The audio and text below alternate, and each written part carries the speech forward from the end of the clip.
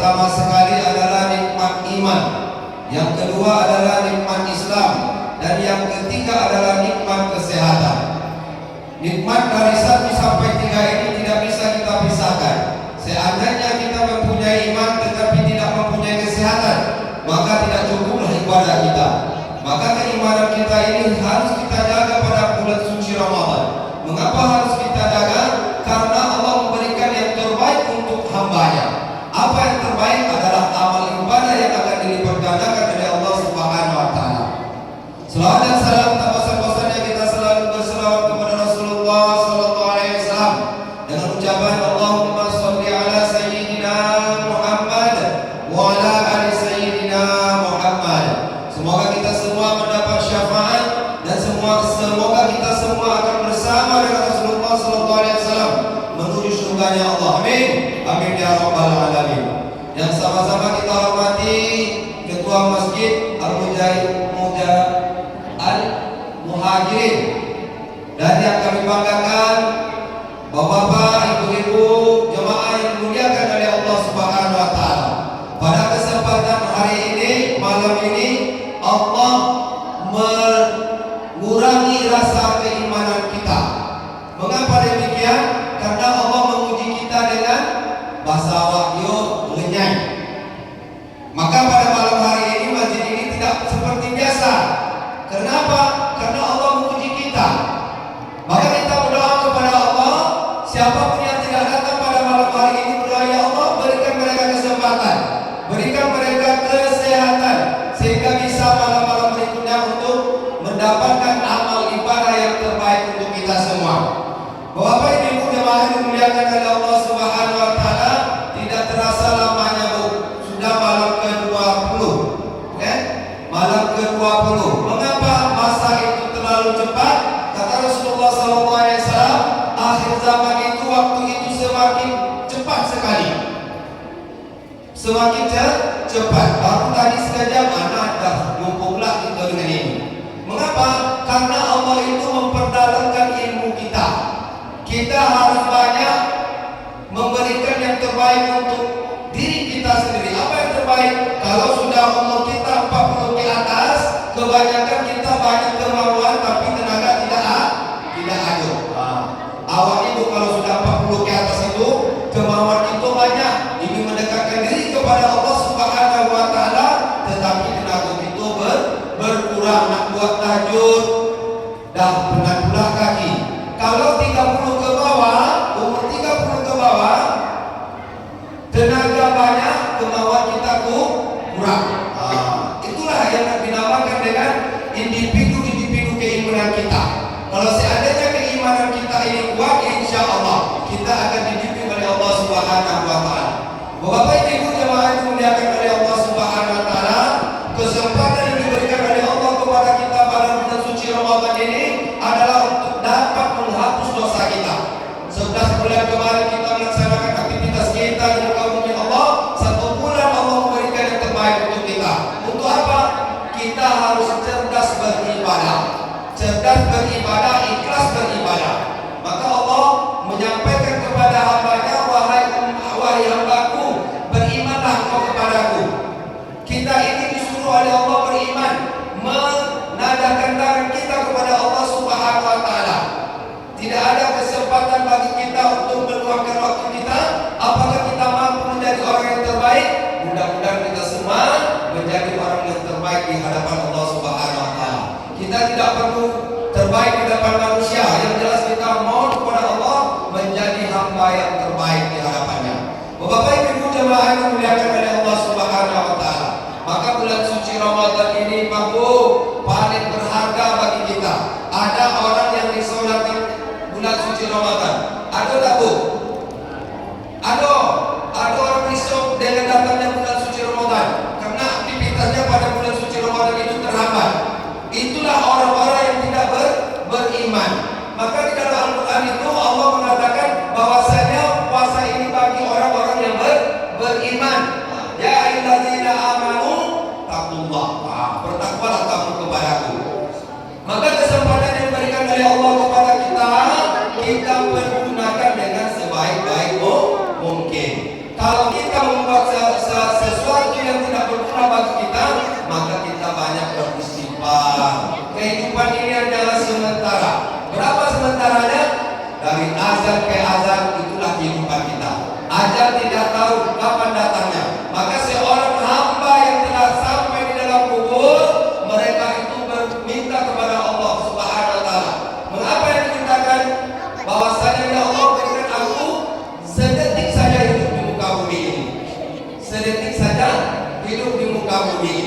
maka Allah tidak mengabulkan permintaan kita. Mengapa? Karena Allah berjanji kalau kita sudah meninggalkan dunia ini, maka kita akan mendapatkan ganjaran apa yang kita lakukan di muka bumi ini. Bapak Ibu jemaah yang dimuliakan oleh Allah Subhanahu wa taala, kesempatan yang 15 menit ini yang diberikan oleh pengurus masjid berharga bagi saya, berharga bagi kita semua. Bahwasanya la yukallifullahu nafsan illa wus'aha. Kalau kita beribadah sesuai dengan kemampuan kita. Kemampuan kita ini telah diukur oleh Allah Subhanahu wa taala. Kalau apapun yang diberikan oleh Allah kepada kita itu adalah yang terbaik untuk kita. Maka sekarang Bu, masih banyak Bu umat Islam itu tidak bisa melaksanakan ibadah. Jangankan ibadah puasa, ibadah sholat saja mereka meninggalkannya. Apa baginya? Karena mereka tidak beriman. Maka kita kalau ada orang yang tak sholat, doakan. Anak kita yang tak sholat, ayo kumarahkan. Kalau orang lain tak sholat, jangan kumarahkan pula. Anak kita harus menjaga keluarga kita. Apabila kita menjaga keluarga kita, maka kita akan jauh dari siksa neraka. Bapak Ibu jemaah yang dimuliakan oleh Allah Subhanahu wa taala, setelah malam 20 ini Allah akan membakar dosa-dosa kita. Kita harus sadarkan dalam hati kita, ikhlas tak kita melaksanakan amal ibadah pada bulan suci Ramadan. Kalau tak ikhlas, berarti kita bukan orang yang beriman. Ibu tadi dari siang memasakkan nasi suami, memasakkan untuk anak-anak, ikhlas. Ibu ini sebenarnya kalau mencari surga itu paling mudah Bu. Yang pertama sekali taat kepada Allah dan taat kepada suami. Kalau ibu tak mengerjakan sunat-sunat saja, cuma beribadah kepada Allah, taat kepada suami, insya Allah di mana saja ibu akan bisa melewati pintu surga. Ibu mau tak masuk surga? Maka kita Bu, seorang istri, kita harus mohon maaf kepada suami kita. Ada tak ibu semalam sebelum puasa itu minta maaf kepada suami? Ada. Alhamdulillah.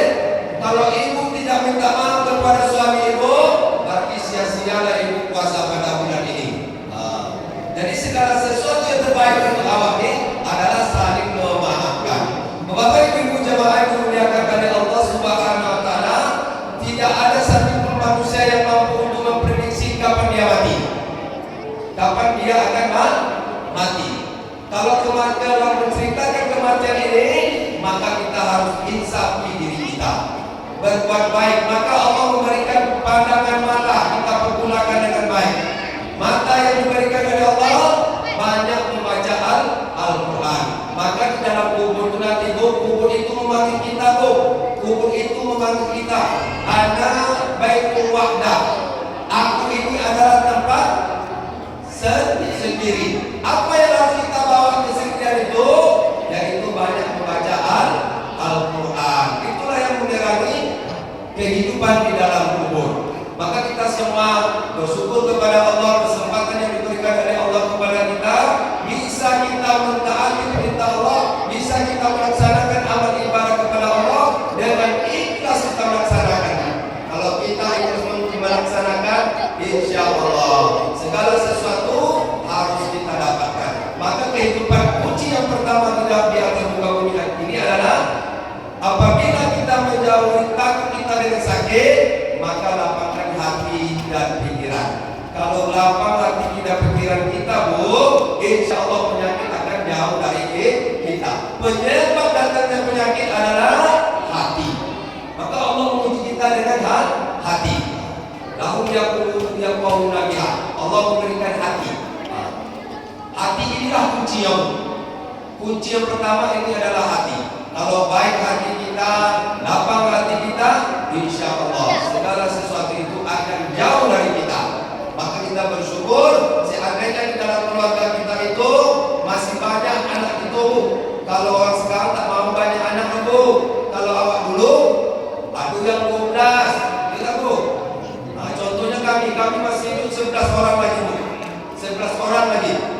Masih cukup. Mengapa demikian? Karena dunia ini berputar. Kalau kita mendapatkan anak yang soleh 12 orang itu, insya Allah hidup kita akan diterangi dengan doa-doa anak.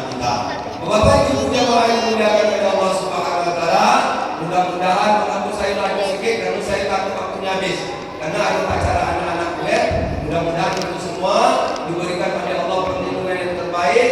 Mudah-mudahan Allah berikan kita kesehatan.